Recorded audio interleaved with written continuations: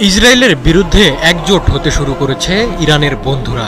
Israel যখন ইরানি মিসাইলের আঘাতে বিপর্যস্ত, তখন নেতানিয়াহুর জন্য আরেক হুমকি দেখা দিল উত্তর কোরিয়ায়। নিজেদের আকাশে ব্যালিস্টিক মিসাইল উড়িয়ে কিম জং উন জানিয়ে দিলেন ইরান একা নয়। ওদিকে সম্ভাব্য যুদ্ধ পরিস্থিতির জন্য সর্বাত্মক প্রস্তুতি নিতে শুরু করেছে তুরস্ক।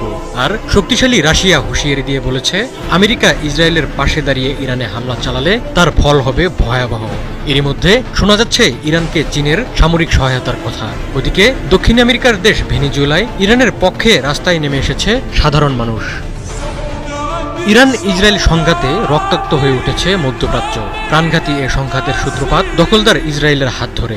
ইরান পরমাণু অস্ত্র তৈরির দ্বারপ্রান্তে, শুধু এমন সন্দেহের বসে ইরানে নজিরবিহীন হামলা করে বসে ইসরায়েল। কিন্তু আয়াতুল্লাহ খামেনির ইরান চুপ করে থাকার পাত্র নয়। শুরুর ধাক্কা সামলে ইসরায়েলের অযৌক্তিক হামলার কঠিন জবাব দিচ্ছে ইরান।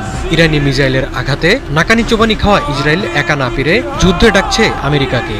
যদিও আমেরিকা শুরু থেকেই ইরানের হামলায় ইসরায়েলকে মদদ দিয়ে যাচ্ছে, এরই মধ্যে তৈরি হয়েছে মার্কিন বাহিনীর সরাসরি যুদ্ধে নেমে পড়ার সম্ভাবনা।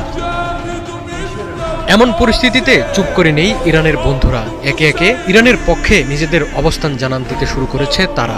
ইসরায়েলকে শান্তির বিরুদ্ধে ক্যান্সারের মতো সত্তা হিসেবে বর্ণনা করেছে উত্তর কোরিয়া। দেশটির সর্বোচ্চ নেতা কিম জং উন এক সরকারি ভাষণে বলেছেন, যুদ্ধে ইরান একা নয়। উত্তর কোরিয়া মিত্রদের কঠিন সময়ে কখনো একা ফেলে দেয় না। ইরানের প্রতি পরোক্ষ সমর্থন জানিয়ে একাধিক মিসাইল ছুড়েছে দেশটি। রাজধানী পিয়ংইয়ং এর কাছে সুমান এলাকা থেকে উত্তর পশ্চিম দিকে 10টিরও বেশি মিসাইল নিক্ষেপ করেছে উত্তর কোরিয়া।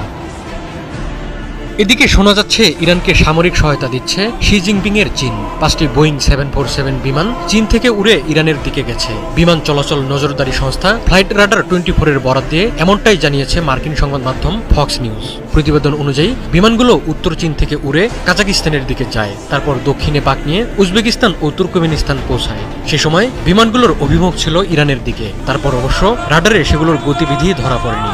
বিশ্লেষকদের ধারণা, ইরানে বিমান পাঠিয়ে তেহরানের পাশে দাঁড়ানোর বার্তা দিয়েছেন শি জিনপিং।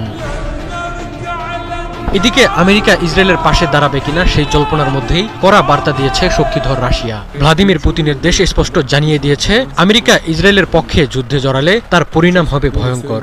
ইরানের পক্ষে জোরালো অবস্থান নিয়েছে এরদোয়ানের তুরস্কও। ওদিকে ইরানের পক্ষে রাস্তায় নেমে এসেছে ভেনেজুয়েলার সাধারণ মানুষ।